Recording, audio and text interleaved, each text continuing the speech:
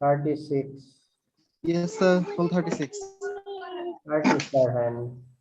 Yes, sir. Rule 37.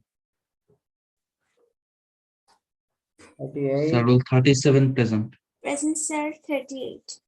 39. Yes, sir. Rule 39. 40. Yes, sir. Sir, 40. 41. Yes, sir. 42. Yes, sir. 42 present. 44. Yes, sir. 44 present. 45.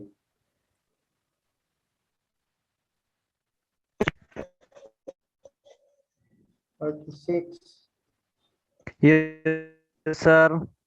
Sir, 46. 47. Present, sir. Rule 47. 48. Yes, sir. 48. Sir, 48. 49. Yes, sir. Rule 14 present. 50. Yes, sir. Rule 50. Sir, Rule 2.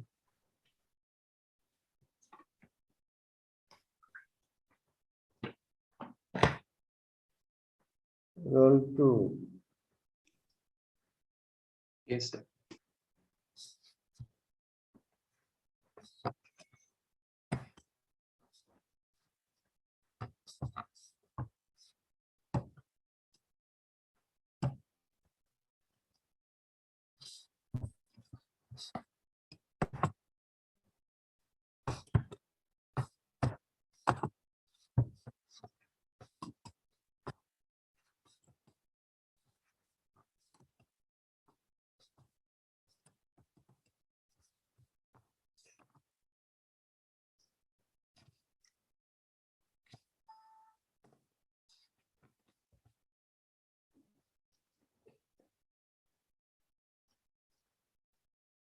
The last chapter.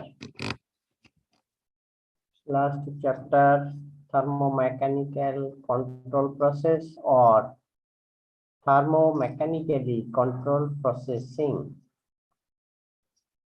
যেটাই বলো না কেন, TMCP.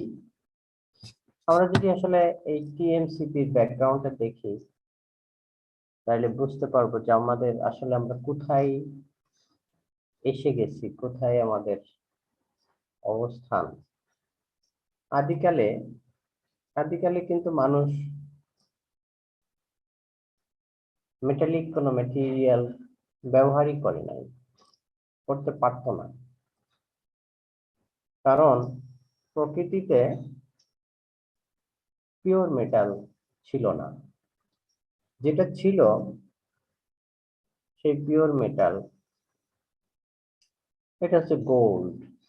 শুধুমাত্র gold প্রকৃতিতে pure অবস্থায় ছিল, এবং যেটা ছিল পিওর অবস্থায় তোমরা জানো গোল্ড এফসিসি নাম্বার 1, নাম্বার 2 হচ্ছে গোল্ড পিওর অবস্থায় পাওয়া যাইতো। এমনিতেই এফসিসি ম্যাটেরিয়াল গুলো সাধারণত তার ডিফর্মাবিলিটি বেশি হয়ে থাকে, সাধারণত সফট হয়ে থাকে। আর যদি এই মেটেরিয়াল, এই মেটালস আসলে পিওর ফর্মে নিয়ে যায় তাহলেও তার সফটনেস বা ডাক্টিলিটি অনেক অনেক বেশি হয়। এই দুইটার এই যে কম্বিনেশন, পিওর অবস্থায় শুধু গোল্ড পাওয়া যেত, সেই গোল্ড আবার ছিল সফট এবং ডাকটাইল। সফট হইলেই যে ডাকটাইল হয় এটা কিন্তু ঠিক না। একটা রাবার, আমরা যে ইরেজার দিয়ে মুছি লেখা পেন্সিলে, এটাও কিন্তু সফট। এটাকে একটু টান দিয়ে দেখো, এটা কিন্তু আসলে ডাকটাইল না, লম্বা করা যায় না। লম্বা শুরুর সাথে সাথে সারফেস থেকে অনেক মাইক্রো ক্র্যাক তৈরি হয়ে যায়। যাই হোক, গোল্ডের এই ধর্মটা ছিল, সে পিওর ফর্মে সফট ছিল এবং ডাকটাইল ছিল, সে ডিফর্ম হয়ে যেত। তাতে করে এমন একটা সময় ছিল যখন আসলে মানুষের কাছে একটা পাথর অনেক বেশি প্রয়োজনীয় জিনিস ছিল। গোল্ডের চেয়েও অনেক বেশি প্রয়োজনীয় জিনিস ছিল পাথর। পাথর তাদের সেফটি এনশিওর করত। পাথর গুহা কেটে তারা নিরাপদে বসবাস করত। পাথর দিয়ে পশু শিকার করত। পাথর দিয়ে আগুন জ্বালাতো। গোল্ডে কিছুই হতো না। এই জন্যে কিছু কিছু এলাকায়, বিশেষ করে আফ্রিকান কান্ট্রি, এ সমস্ত দেশে ভ্যালিতে যে গোল্ডের লাম্প পড়েছিল, এই গোল্ডের লাম্পটা তাদের কাছে একেবারেই অপ্রয়োজনীয় জিনিস ছিল। তারপরে কিছুদিন পরে আসলে মানুষ জানলো, বুঝলো যে এটা দিয়ে কিছু একটা করা যায় কিনা। করতে গেল, গয়না বানাইতো। তোমাদের একদিন বলছিলাম যে এক একটা গয়না ওজন হতো আধা কেজি, 250, 200 গ্রাম, 300 গ্রাম, 400 গ্রাম এরকম। কারণ গোল্ডের এমনি ডেন্সিটি বেশি, 19 পয়েন্ট সামথিং। ছোট্ট একটা টুকরা গোল্ডই অনেক ভারী হয়ে যায়, আয়রনের চেয়ে প্রায় 3 গুণ ভারী। তাহলে 1 কেজি আয়রনের যে আমরা বাটখারা দেখি, তার চেয়ে 1/3 সাইজের একটা বাটখারা যদি আমি গোল্ড দিয়ে বানাই, সেটাও কিন্তু 1 কেজি প্রায় হয়ে যাবে। তো যাই হোক, এই এই অবস্থায় মানুষ গোল্ড ব্যবহার করতেছে। তারপরে মানুষ আয়রন করে ফেললো, করে এই এলিমেন্ট ওই element, iron, aluminium, nickel, copper, সবগুলো তারা আস্তে আস্তে আস্তে আস্তে আবিষ্কার করে বের করে ফেললো। পিউরিফাই করার টেকনিক তারা বের করে ফেললো। প্রথম দিকে আসলে মানুষ এই পিওর মেটালটাই ব্যবহার করত। তো মানুষের আসলে প্রত্যেক দিনই কিন্তু ডিমান্ড বাড়ছে পিওর মেটালের উপর ভরসা করে। আর তারা তাদের যে ডিমান্ড, তাদের যে চ্যালেঞ্জ, সেই ডিমান্ড এবং চ্যালেঞ্জকে মোকাবেলা করা তাদের পক্ষে এই পিওর মেটাল দিয়ে আর হচ্ছিল না।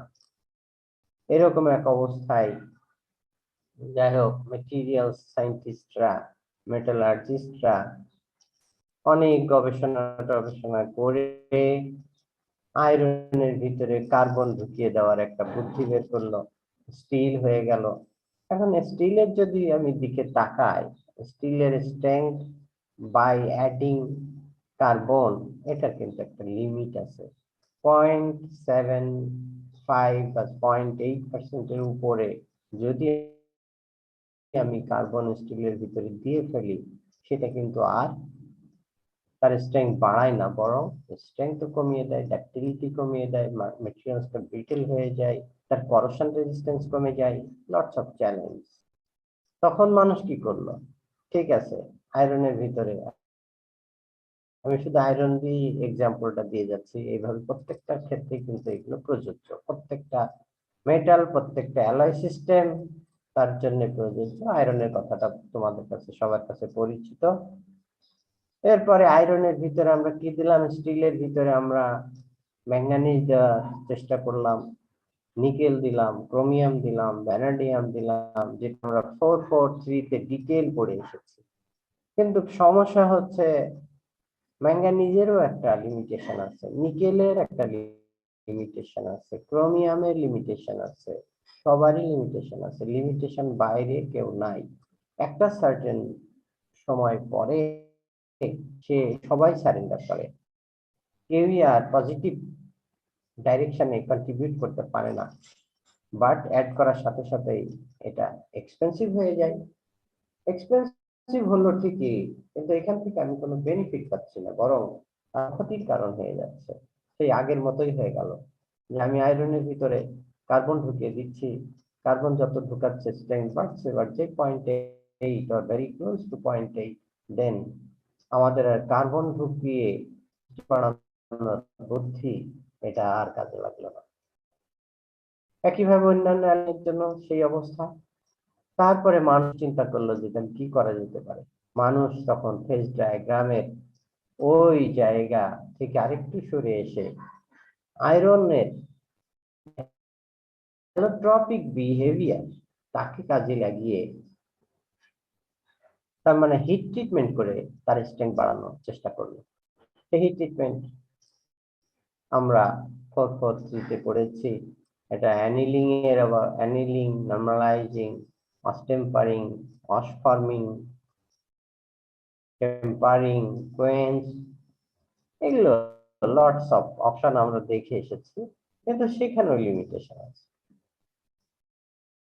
কোয়েন্স যতই করো না কেন, মার্টিন সাইটের 100 পাউন্ড একটা ফর্মুলা পড়েছিলাম যে হার্ডনেস অফ মার্টিন এই স্টিল ইকুয়াল টু 99%, যেখানে মার্টিন সাইট থাকবে সেইটার তার সাথে কার্বন পার্সেন্টেজ প্লাস একটা কিছু যোগ করলে যে ফর্মুলাটা ছিল, সেই জিনিসটা আমরা দেখেছি যে আমি যতই চেষ্টা করি না কেন ওর উপরে, that is the maximum hardness.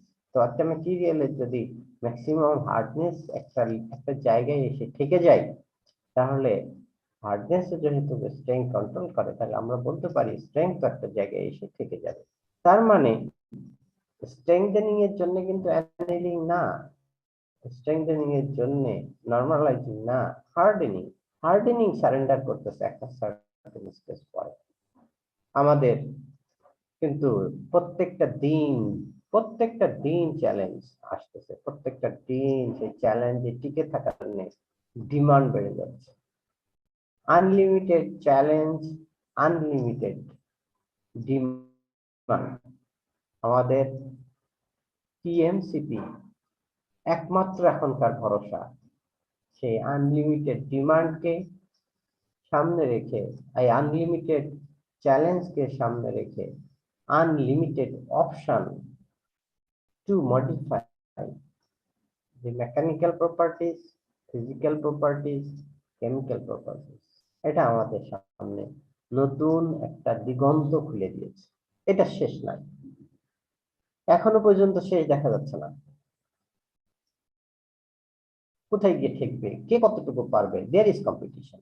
আমি জাপানে একটা সেমিনারে ছিলাম, আমেরিকান এক প্রফেসর প্রেজেন্ট করতেছেন। উনি তখন বলতেছেন যে physical metallurgy is now in saturated level. ফলে আমাদের in future there is very little option to improve the mechanical properties of ferrous alloys. ঠিক আছে, উনি বলে গেলেন, ওনার মতো যুক্তি টুক্তি দেখিয়ে উনি একটা জিনিস প্রেজেন্ট করলেন, করে চলে গেলেন, প্রশ্ন পর্ব শেষ।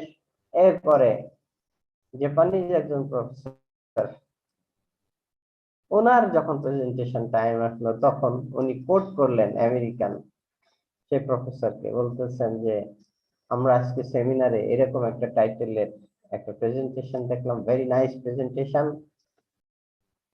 I appreciate him, very good topic, এইসব বলে টলে নিয়ে উনি তখন একটা কথা বললেন, but my contradiction is that we are just at the starting point of physical metallurgy.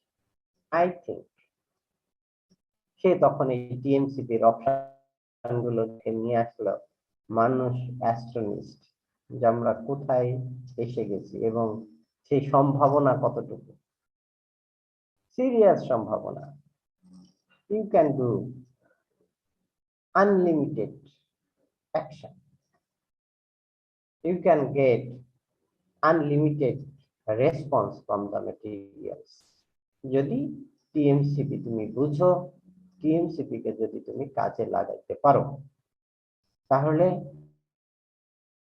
তোমার দেশ এই টিএমসিপির ভিতর দিয়েই তোমার দেশের অর্থনীতি চাঙ্গা হয়ে যাবে। যদি সব জায়গাতে তুমি টিএমসিপি অ্যাপ্লাই করে দিতে পারো, তোমার দেশের অর্থনীতি, আজকে আমরা সেদিনকে দেখলাম পেপারে যে বাংলাদেশের জিডিপি $2,500, সব ক্ষেত্রে শুধু টিএমসিপি স্টিলে না, টিএমসিপি অল সেক্টরে যদি আমরা অ্যাপ্লাই করতে পারি, even plastic, polymer, composite and ceramics সব জায়গাতেই যদি আমরা টিএমসিপি অ্যাপ্লাই করতে পারি, তাহলে আমাদের অর্থনীতি এমনিতেই 5,000, 6,000, 7,000 ডলারে গিয়ে ধাক্কা দিবে, just through TMCP, everywhere TMCP, যেটা জাপানিজরা করে। জাপানিজরা আজকে দেখো একটা রড বের করেছে, যে রডের ভিতরে দিয়েছে 500 গ্রেডের স্টিল, আর উপরে দিয়েছে একটা পলিমারিক কোটিং। এই পলিমারিক কোটিংটা দেওয়ার সাথে সাথে এই স্টিলের স্ট্রেংথ কি হওয়া উচিত? কমে যাওয়া উচিত না বেড়ে যাওয়া উচিত? কি মনে হয়? যদি স্যার এভারেজের দিক থেকে চিন্তা করা হয়, তাহলে তো স্যার বলা যেতে পারে যে এভারেজ স্ট্রেংথ একটু কমে যাওয়া উচিত, কেননা যেহেতু পলিমার কোটিংটা হচ্ছে মেটালের কিছুটা উইক হবে। হ্যাঁ, এটাই জেনারেল থিঙ্কিং। বাট জাপানিজরা যে পলিমারের কোটিং দিচ্ছে, সেই পলিমারের কোটিং দেওয়ার সাথে সাথে 500 গ্রেডের স্টিলটা হয়ে যাচ্ছে 900 গ্রেড, এভারেজ স্ট্রেংথ হয়ে যাচ্ছে 900। Can you believe? Sounds almost impossible, প্রায় অসম্ভবই মনে হচ্ছে, কেননা তাতে তো অসম্ভব। এবং তোমরা যে দুবাই যারা গেছো, যারা ইন্টারনেটে দেখো বুর্জ খলিফা, সেই বুর্জ খলিফার স্টিল কিন্তু সেই স্টিল সাপ্লাই দেওয়া হয়েছে এবং সাপ্লাই দিয়েছে জাপানিজরা। আজকে দিনের কথা না, they are the Japanese are the pioneer of steel.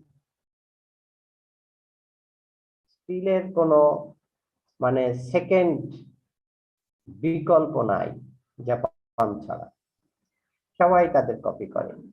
টিএমসিপির আবিষ্কারক হচ্ছে জাপানিজরা,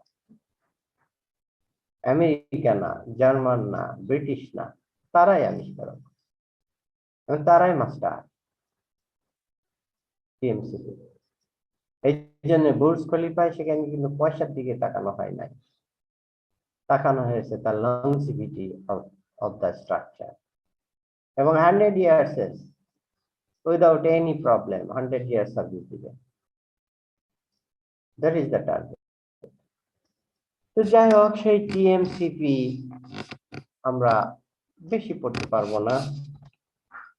তোমাদের বলেছিলাম আমি 2 বছরই কাজ করেছি টিএমসিপির উপরে, ল্যাবে টিএমসিপি, স্টিল মিলে টিএমসিপি, হোন্ডা কার কোম্পানির সাথে টিএমসিপি, টয়োটা কার কোম্পানির সাথে টিএমসিপি, মানে 4 ডাইমেনশনাল জয়েন্ট ভেঞ্চার প্রজেক্ট। পুরো সময়টাই আমি এখানেই কাটিয়েছি। আসো আমাদের টিএমসিপি, যেটা তোমরা দেখেছো প্রেজেন্টেশনও অনেকেই কোট করেছো, জাপানে এটা তৈরি হয়েছে এবং এটা শুরু হয়েছে 1980-তে। 1980 আসলে জাপানিজদের জন্য একটা অন্যরকম একটা সাল, যেখানে শুধু টিএমসিপি আবিষ্কার হয় নাই, অনেক কিছুরই রেভলিউশন এসে গেছে। আজকে যে কনক্রিটের কথা বলো, Japanese are the master of concrete. এই 1980 সালে একজন প্রফেসর একটা কনক্রিট আবিষ্কার করেছে, তাকে বলা হয় SCC, self compacting concrete. SCC যদি ইন্টারনেটে সার্চ দাও দেখবা। হাসিমতো সেই প্রফেসর এমন একটা কনক্রিট আবিষ্কার করলেন, শুধু ঢেলে দেওয়ার দরকার, তাকে কম্প্যাকশনের জন্য কোনো কিছু যে চাপ দিতে হয় না, ভাইব্রেটর লাগে না, সে নিজে থেকে 100% কম্প্যাক্ট হয়ে যায়। এই জন্য নাম দেওয়া হয়েছে এসসিসি, সেলফ কম্প্যাক্টিং কনক্রিট। নিজে থেকেই সে 100% কম্প্যাক্ট হয়ে যায়। আজকে আমরা কি চ্যালেঞ্জের ভিতরে বাংলাদেশের যে কনক্রিটের স্ট্রাকচার, ল্যাক অফ কম্প্যাকশনের জন্য আজকে আমাদের স্ট্রেংথ, যেখানে আজকে কনক্রিটের স্ট্রেংথ চলে গেছে 800 MPa তে, বাংলাদেশের এভারেজ কনক্রিটের স্ট্রেংথ হচ্ছে only 30। Can you believe 800 MP এর কনক্রিট পৃথিবীতে এখন ব্যবহার হচ্ছে? রূপপুর যে পারমাণবিক যে যে বিদ্যুৎ কেন্দ্র তৈরি হচ্ছে, সেখানে রাশিয়ানরা যে কনক্রিট ব্যবহার করতেছে কিছু কিছু জায়গায়, সেন্সিটিভ জায়গায়, সেই কনক্রিট আমরাই টেস্ট করে দিয়েছি। সেই কনক্রিটের স্ট্রেংথ তো 400, আর বাংলাদেশের স্টিলের স্ট্রেংথ 400। সেই কনক্রিট, সেলফ কম্প্যাক্টিং কনক্রিট, এটা 800 পর্যন্ত ওঠানো সম্ভব হচ্ছে। আসলে সবই এই মেটেরিয়ালস এর উপরে ভর করেই কিন্তু দুনিয়া এগিয়ে যাচ্ছে। যাই হোক, জাপানিজরা সেই যে প্রফেসর উনি আবিষ্কার করেছিলেন, আবিষ্কার করার পরে 1983-তে উনি রিসার্চ করে পেপার প্রেজেন্ট করলেন। তারপরে 90 দিক থেকে এটা কমার্শিয়ালি ব্যবহার শুরু হলো, এবং এই মুহূর্তে জাপানে 80% বিল্ডিং এ ব্যবহার করা হয় এসসিসি। এবং জাপানিজ গভর্নমেন্ট চেঞ্জ হয়েছে, কত গভর্নমেন্ট আসে কত গভর্নমেন্ট যায়, এই প্রফেসর কিন্তু কেউ সরায় নাই। তাকে সম্মান দেখানোর জন্য একটা ইউনিভার্সিটির আজীবন ভিসি করে রাখছেন, এবং উনি এখনো ইউনিভার্সিটি ভিসি হাসি মতো। যাই হোক, এটাই হচ্ছে যে ভালোর মূল্যায়ন যদি করা হয়, তাহলে মানুষ পাগল হয়ে যাবে কন্ট্রিবিউট করার জন্য, সম্মান পাওয়ার জন্য। যখন ভালোরে লাথি মারা হয়, সে তখন পালিয়ে বেড়াবে, সে পালিয়ে লুকিয়ে বেড়াবে, কিভাবে আমি লাথি অন্তত না খাই, পুলিশের থাপ্পড় না খাই, পুলিশ কলার চেপে ধরে নিয়ে যাবে এইটার হাত থেকে বাঁচার জন্য। আর একজন কলার চেপে ধরে টান দিবে, আর একজন গালি দিবে, এখান থেকে বাঁচার জন্য ভালো মানুষগুলো এখন লুকিয়ে বেড়াচ্ছে এদেশে। এটাই হচ্ছে আনফরচুনেট ফর দ্য কান্ট্রি। এই জন্য আমাদের অনেক সম্ভাবনাকেও আমরা আসলে সেইভাবে কাজে লাগাইতে পারছি না। আসলে টিএমসিপি কি করে? টিএমসিপি অনেক কিছু করে, এই জন্য এখানে ডট ডট দেওয়া আছে, এত কিছু বলে শেষ করা যাবে না, এক একজনের জন্য এক এক কাজ করে। কখনো সে টার্গেট নেয় স্ট্রাকচারটাকে ফাইন করা না, ভেরিফাই। ফাইন কিন্তু এক জিনিস, 40 মাইক্রন সাইজে গ্রেন ছিল, 10 করে দিলাম, ফাইন হলো না, এই ফাইন না, verify. Maybe less than 1 micron, এটা সবচেয়ে সিম্পল অপশন ইন টিএমসিপি। এখন আনফরচুনেটলি আমি যদি বাংলাদেশের কথা বলি, বাংলাদেশে কোনো একটা রোলিং ফ্যাসিলিটিস নাই যেখানে 1 মাইক্রন সাইজের গ্রেনের স্টিল বানানো সম্ভব হয়, সম্ভব না। এরপরে আসতেছে ইউনিফর্ম অ্যাসিকুলার ফেরাইট। কেন অ্যাসিকুলার ফেরাইট? কি হয় অ্যাসিকুলার ফেরাইট, সেটা আমাদেরকে বুঝতে হবে। ফেরাইট অ্যাসিকুলার ফেরাইট কি হবে তাহলে? সেও তো ফেরাইট, এ কি করে এটা আমরা দেখব। অ্যাসিকুলার ইউনিফর্ম হইতে হবে, আরেকটা জিনিস বলে ইউনিফর্ম হইতে হবে, অ্যাসিকুলার ফেরাইটও হইতে হবে, ইউনিফর্ম হইতে হবে, যেটা টিএমসিপি আমাদেরকে হেল্প করে। আর কি করতে পারে? কন্ট্রোলড ফেজ ডিস্ট্রিবিউশন, করতে পারে। আর কি তৈরি করতে? আমার প্রয়োজনীয় আমি এই মাইক্রোস্ট্রাকচারের ভিতরে আনস্টেবল ফেজ তৈরি করব।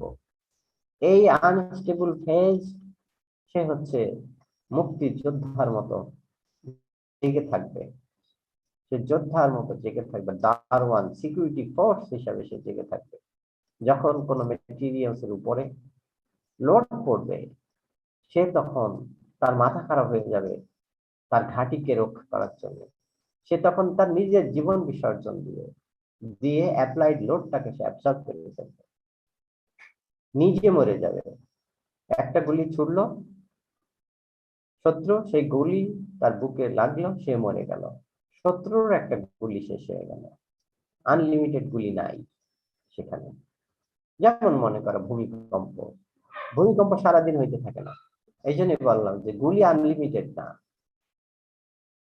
আমার উপরে যে শত্রুরা আঘাত করবে সেটা কিন্তু আনলিমিটেড না, লিমিটেড। ওই লিমিটেড সময় আমার রেসপন্স, আমাকে জেগে থাকতে হবে। কখন ধাক্কা দিচ্ছে সেই ধাক্কাটা সেন্স করতে হবে এবং সেই ধাক্কা অ্যাবজর্ব করতে হবে। সেই অ্যাবজর্পশনের জন্য দুইটা অপশন, একটা material itself will be deform or material will be broken or inside the unstable microstructure will be transformed to a stable microstructure, and that is endothermic reaction. যদি এন্ডোথার্মিক রিঅ্যাকশন হয় তাহলে কি ঘটবে? তার এনার্জি দরকার transform হওয়ার জন্য। সেই energy maybe mechanical energy, hit energy, যে কোনো ফর্মে আসুক না কেন, তার এনার্জি দরকার। সেই এনার্জিটা যদি ভূমিকম্প যখন ধাক্কা দেয় 6 রিক্টার স্কেলে, 8 রিক্টার স্কেলে ধাক্কা দিল, এর ভিতরে কিছু মাইক্রোস্ট্রাকচার যে জেগে ছিল, আনস্টেবল ছিল, সে ধাক্কা খেয়ে ট্রান্সফর্ম হয়ে গেল এবং এই প্রত্যেকটা ট্রান্সফরমেশনের সাথে সাথে সে এনার্জি অ্যাবজর্ব করে নিল। নেওয়ার ফলে যেটা ঘটবে সেটা হচ্ছে যে 8 রিক্টার স্কেলে যদি ভূমিকম্প আঘাত করে, ফর এক্সাম্পল আমি স্টিল বার দিয়েছি কনক্রিটের ভিতরে, কনক্রিটে কিন্তু ধাক্কা লাগবে 8 রিক্টার স্কেলে এবং স্টিল বারের গায়েও ধাক্কা লাগবে 8 রিক্টার স্কেলে, বাট সেই 8 রিক্টার স্কেলের কিছু অংশ এই স্টিল বারের আনস্টেবল ফেজ অ্যাবজর্ব করে নিলে সেই আর্থকোয়েকের এনার্জি সে অ্যাবজর্ব করে নিলে 8 রিক্টার স্কেলের তার ইন্টেন্সিটি আর 8 থাকবে না, must be reduced from 8, depending at কত কমবে, depending on situation, how much unstable phases are going to be transformed. Very big game. আর এই জন্যই যেটা হবে যে আমারে ধাক্কা দিল 6-8 রিক্টার স্কেলে, কিন্তু বিল্ডিং এখন সেন্স করবে, বিল্ডিং এর ড্যামেজ হবে equivalent to 6 Richter scale, maybe 5 Richter scale. এবার তুমি ডিসিশন নাও, 8 এর ধাক্কাটা যদি 8 হিসাবেই কন্টিনিউ করতো তাহলে স্ট্রাকচারে কেমন ড্যামেজ হতো, আর যে রিক্টার স্কেলে 8 দিয়ে ধাক্কা দিয়ে বিল্ডিং সেন্স করবে, ওভারঅল স্ট্রাকচার সেন্স করবে 5 or 6 রিক্টার স্কেলে, তার ড্যামেজ কতটুকু হবে। এইভাবে জাপানিজরা এভরিডে, আমি এমন কোনো দিন দেখি নাই যতদিন ছিলাম যে সেই দিন একটা ভূমিকম্প হচ্ছে না, এমন কোনো দিন ছিল না। কিন্তু কতদিন পেপারে তুমি দেখেছো আজকে জাপানে ভূমিকম্পে 5 জন মারা গেছে, 2 জন মারা গেছে, 1 জন মারা গেছে, 50 জন মারা গেছে? না, নাই। কারণ তাদের কথা হচ্ছে যে money, technology for the safety, security and comfort of the people. তারা দেদার্স রিসার্চ করে, গবেষণা করে, নতুন নতুন মেটেরিয়াল ব্যবহার করে এবং সেটা মানব কল্যাণে, তাদের মানুষের সিকিউরিটি সেফটির জন্য ব্যবহার করে। তো এই জায়গায় এটা বিশাল গেম, বিশাল গেম, এটা বলে শেষ করা যাবে না। এরপরে আসতেছে তোমার স্ট্রেংথ বাড়িয়ে দিবে, বাট ডাক্টিলিটি কমবে না। পিকুলিয়ার একটা সিনারিও, স্ট্রেংথ বেড়ে যাবে। আমরা জানি কি, ইন জেনারেল আমরা জানি স্ট্রেংথ যত বাড়বে ব্রিটেলনেস তত বাড়বে, ব্রিটেলনেস যত বাড়বে ডাক্টিলিটি তত কমবে। But no, if you want, আমরা তৈরি করে দিতে পারি very high strength material with very high level of toughness. Very high level toughness এর আরেকটা ইন্ডিকেশন হচ্ছে শুধু মেটেরিয়ালের টাফনেস কিন্তু শুধু তার স্ট্রেংথের উপর নির্ভর করে না। Toughness is nothing but combination of strength and ductility. তার মানে হায়ার বেটার টাফনেস হইতে হলে মেটেরিয়ালের অবশ্যই তার ডাক্টিলিটি বেটার থাকতে হবে। ইউনিক কম্বিনেশন, যেটা কোনো প্রসেসে সম্ভব না, কোনো তুমি জাস্ট মেকানিক্যাল ইঞ্জিনিয়ার, ইভেন আমি যদি আমার ডিপার্টমেন্টের আমি টিচারদেরও যদি বলি যে এইটা এই ধরনের ঘটনা, টিচারদেরও কনসেপশন ক্লিয়ার না, হাউ ইট ইজ পসিবল।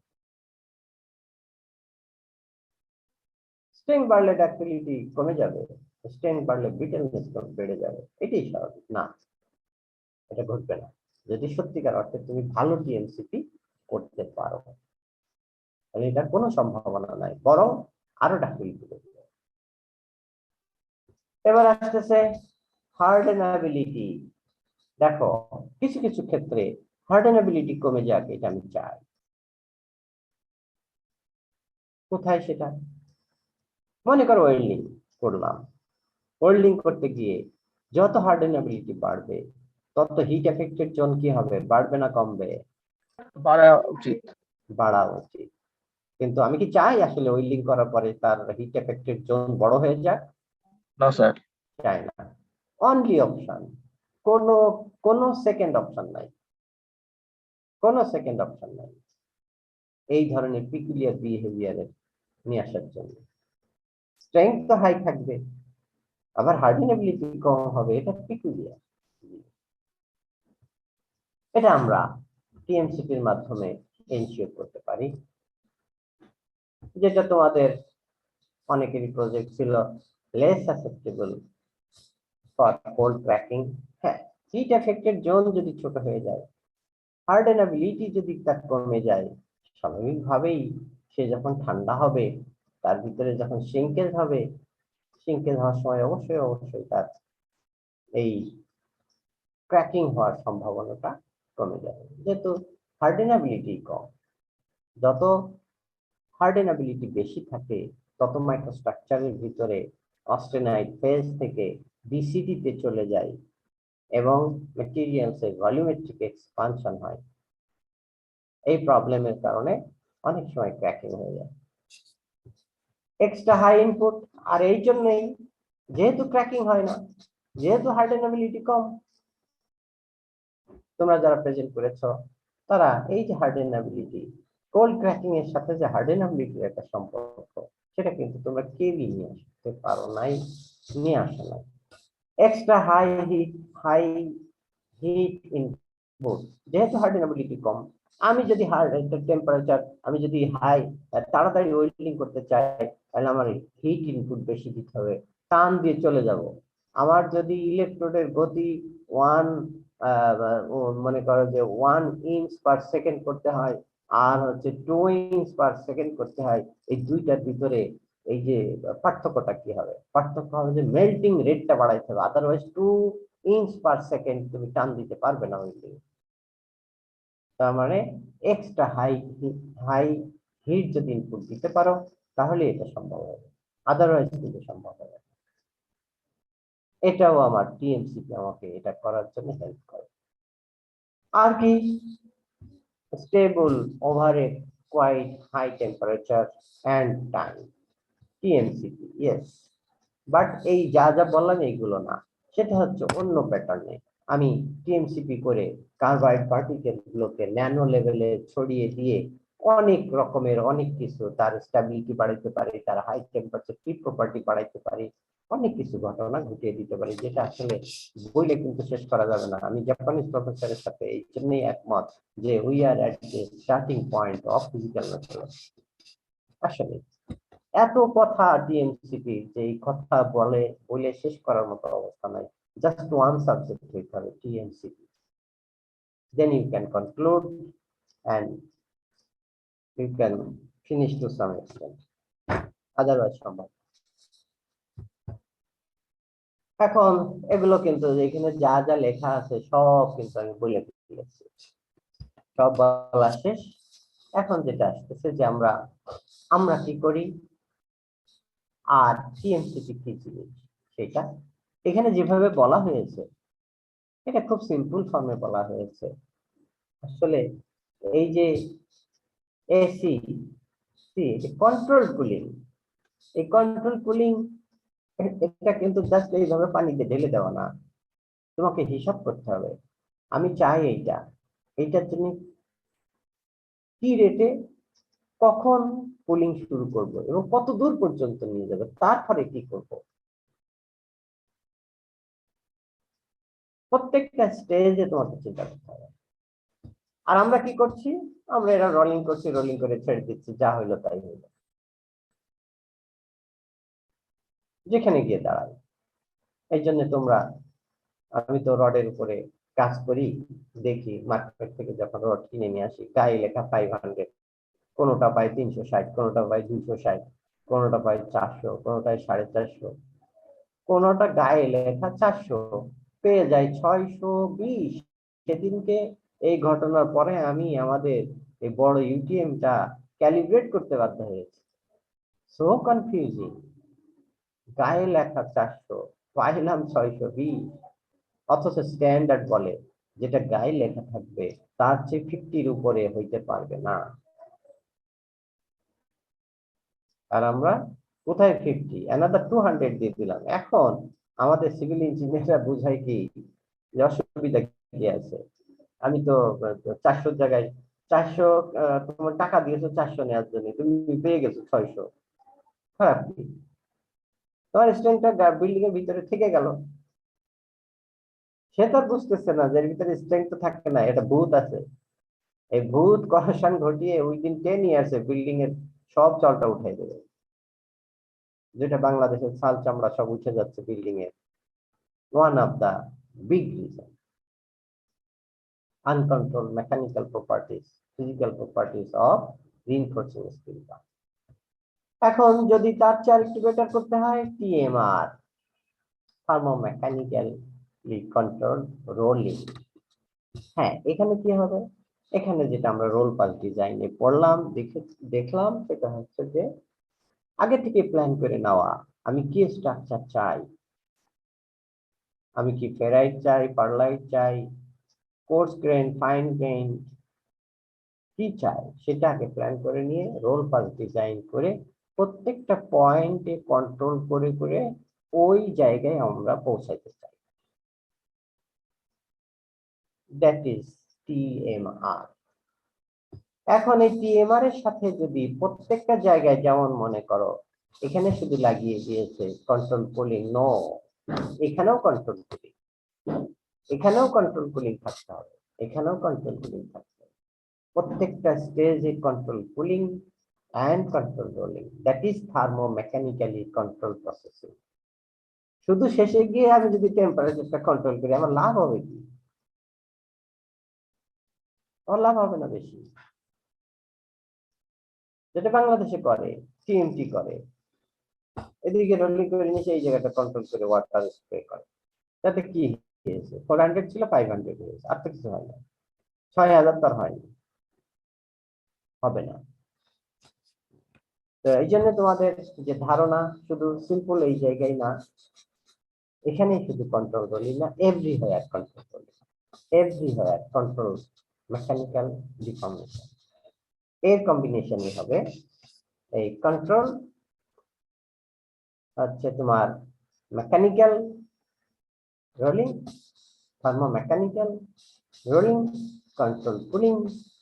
প্রত্যেকটা জায়গায় থার্মো লাগানো আছে, কিন্তু শুধু কিন্তু কন্ট্রোল করলে রোলিং না, থার্মো টিএমআর, থার্মো আছে, ফলে এই তোমার টেম্পারেচারও এখানে কন্ট্রোল করতে হবে, প্রত্যেকটা স্টেজে স্টেজে কন্ট্রোল করে যেতে হবে, যেটা ডিফারেন্ট প্যাটার্নের রোলিং মিল, যেটা বাংলাদেশে কোনো জায়গায় কোনো কোম্পানিতে নাই। ফলে বাংলাদেশে টিএমসিপি করে কোনোদিন আপাতত যে অবস্থায় আছে সেখান থেকে কোনোদিন কোনো একটা স্টিল বার তৈরি হওয়ার সম্ভাবনা নাই। টিএমসিপির যে উদ্দেশ্য আগে আমরা দেখেছি ইন্ট্রোডাকশনে, কন্ট্রোল মাইক্রোস্ট্রাকচার, যেমন উদাহরণস্বরূপ বলা হচ্ছে যে তোমার হাইপোথেটিক্যাল স্টিল একটা, সেখানে আমি কিরকম কন্ট্রোল মাইক্রোস্ট্রাকচার নিতে পারি টিএমসিপি করে, fine uniform acicular ferrite instead of ferrite pearlite banded structure. এই হচ্ছে ওভারঅল আমাদের অপশন। এটাও যে কেমিক্যাল কম্পোজ, তিনটাতে সিমিলার কেমিক্যাল কম্পোজিশন আছে, এটাও যা আছে এখানেও তাই আছে, এখানেও তাই আছে, এখানেও তাই আছে। এটা তো দেখেই বুঝতে পারছো, জাস্ট লাইক জঙ্গল, জঙ্গলের মতো। এটা কোনো ওয়েল ডিফাইন্ড স্ট্রাকচার না, জাস্ট লাইক জঙ্গল। এখানে তোমার যে ঘটনা ঘটছে এখানে আমরা জানি স্ট্যান্ডার্ড, এটা আমরা জানি এটা নট স্ট্যান্ডার্ড, বাট এটা ঘটে যদি রোলিং এর সময় টেম্পারেচারটা আপার ক্রিটিক্যালের অনেক নিচে চলে আসে, তখন এরকম ব্যান্ডেড স্ট্রাকচার হয়ে থাকে, যেটা আমরা পড়েছি। আর এইটা কি অ্যাসিকুলার কেন বললাম? অ্যাসিকুলার হচ্ছে, দেখো একটা ফেরাইট আরেকটা ফেরাইটের ভিতরে ঢুকে আছে, একটা ফেরাইট সামহাও আরেকটা ফেরাইটের ভিতরে ঢুকে গেছে। এটাকে অনেক সময় বলা হয় নেকলেস।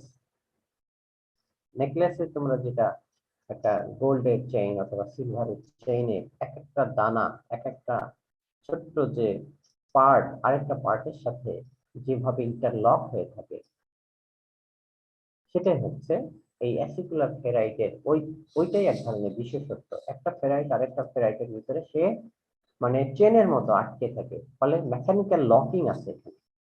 আর এই জায়গায় যেটা হয়, গ্রেন বাউন্ডারি দিয়ে সেপারেটেড হয়। এক একটা ফেরাইট আরেকটা ফেরাইট থেকে জাস্ট গ্রেন বাউন্ডারি দিয়ে সেপারেট, দেখতেই পারছো তুমি। এই যে এই পাশে একটা ফেরাইট, এই পাশে একটা ফেরাইট, এই যে গ্রেন বাউন্ডারি দিয়ে ক্লিন কাট গ্রেন বাউন্ডারি দিয়ে সেপারেটেড। বাট এখানে ওই রকম না, একটা ফেরাইটের গ্রেন আরেকটা ফেরাইটের গ্রেনের ভিতরে সামহাও বেন্ড হয়ে ভিতরে ঢুকে আছে, এবং সব জায়গায় একই রকম। দ্যাট ইজ কন্ট্রোল মাইক্রোস্ট্রাকচার, সব জায়গায় একই রকমের, দ্যাট ইজ অ্যাসিকুলার মাইক্রোস্ট্রাকচার, অ্যাসিকুলার ফেরাইটিক মাইক্রোস্ট্রাকচার। আর এর কারণে কি হলো? এর কারণে আমরা কি করতে পারলাম, আমার স্ট্রেংথ কিন্তু একই রকমের কেমিক্যাল কম্পোজিশন, বাট এইটা তিনটার তুলনায় এইটার স্ট্রেংথ কমপ্লিটলি ডিফারেন্ট। এইটার স্ট্রেংথ একেবারেই কম, এইটার তুলনায় এইটার স্ট্রেংথ মেবি 10 টাইমস হায়ার, এইটার চেয়ে maybe double or triple depending on the size of the grain। আর এই কারণে কি হচ্ছে, যেটা হচ্ছে দেখতে পাচ্ছ, এটা কনভেনশনাল আমরা যেটা দেখলাম ওইটা।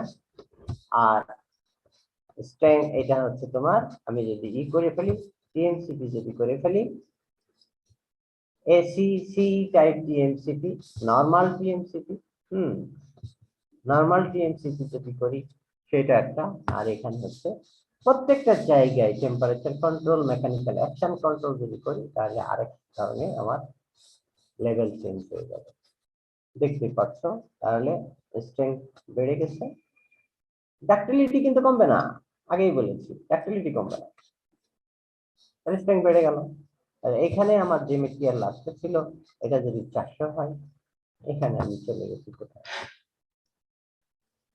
এবং এরপরে যদি আমি এখন বেঞ্চ সাইজ নিয়ে গেম প্লে করতে থাকি, 500, 500 থেকে 550, 550 থেকে 600, 600 থেকে 800, 2000 উঠে যাবে। কি করতে হবে আমাকে? গ্রেনটাকে নিয়ে যেতে হবে মাইক্রনে না, গ্রেনটাকে আমি নিয়ে যাব ন্যানোতে।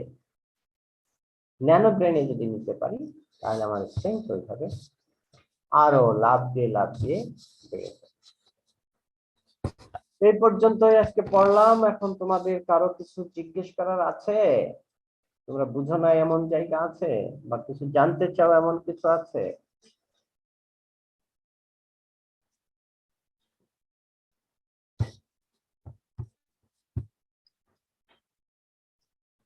এনিবডি? স্যার, আমরা পড়ার সময় দেখেছিলাম যে যখন কন্ট্রোল কুলিং মানে অ্যাক্সেলারেট কুলিং করা হয়, তখন রেটের উপর ডিপেন্ড করে অ্যাসিকুলার ফ্যাটের সাথে কিছুটা পরিমাণ বেইনাইট চলে আসে। তো একেবারে মানে 100% অ্যাসিকুলার ফ্যাট কি অ্যাচিভ করা সম্ভব, হ্যাঁ, নাকি সব সময় কিছুটা বেইনাইট? তুমি যদি কন্ট্রোল রোলিং করতে গিয়ে বুঝতে পারো যে ওর ভিতরে অ্যাসিকুলার ফেরাইট আছে, বাট অ্যাসিকুলার ফেরাইটের ইন্টার অ্যাঙ্গেলে বেইনাইট চলে আসছে, no problem, just go for tempering, then bainite will be transform to ferrite 100% তখন হয়ে যাবে। এবং সেটাও অ্যাসিকুলার হবে। কেন অ্যাসিকুলার হবে? Ferrite is stable, bainite is not stable. Bainite ভেঙে ফেরাইট হবে। এখন ফেরাইটের জন্য তো ওই বেইনাইটের জন্য তো সুন্দর কোনো গোল জায়গা আমি এখানে রাখি নাই, তাহলে সে কোন শেপ ধারণ করবে? সেই শেপ ধারণ করবে যেখানে তার অ্যাভেলেবল যে স্পেস আছে, সেই অ্যাভেলেবল স্পেসে সে অ্যাকোমোডেট করার চেষ্টা করবে। সেখানে জায়গাটাই আছে এব্রো থেব্রো, এবং তাকে বাধ্য করা হবে অ্যাসিকুলার ফেরাইট তৈরি করতে। বুঝতে পেরেছো? জি sir. Very easy. Not difficult. Roll number 1, Yes, sir. 2, Present, sir. Present, sir. 3, 4, present sir. 5, Present, sir. 6, Present, sir. Roll 6. 8, Present, sir. Roll 8. 9, 10, Yes, sir. Roll 10. 11, Present, sir. Roll 11. 12, Yes, sir. Roll 12. 13, 14, 15, 16, 17, Yes, sir. 17. 18, Yes, sir. Roll 18. 19, Yes, sir. Roll 19. 20, Yes, sir. Roll 20. 21, Yes, sir. Roll 21. 22, Yes, sir. 22. 23, 4, 7, Yes, sir. 27. 8, 9, 30, 31, Yes, sir. Roll 31. Yes, sir. Roll 33. 4, Sir, roll 33. 4, 5, Yes, sir. 35. 6, 7, 8, Present, sir. Roll 38. 9, Yes, sir. Roll 39. 40, 41, Yes, sir. 41. 2, Yes, sir. 42. 4, 6, 5, 35, 6, 7, Present, sir. Roll 47. 8, Yes, sir. 48. 9, 48. Yes, sir. Roll 49. 50. Okay. Sir, roll 9. Sir, roll 16. Disconnected হয়ে গিয়েছিলাম। Sir, roll 16. Okay. 10. Sir, roll 9. Okay. Okay. Sir.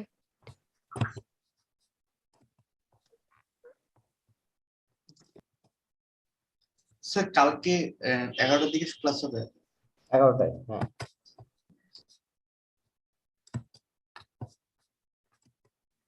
Sir আমরা কি দুই গ্রুপই join করব নাকি sir আমরা group 1 পরের দিকে? পরে এসে জয়েন করবা।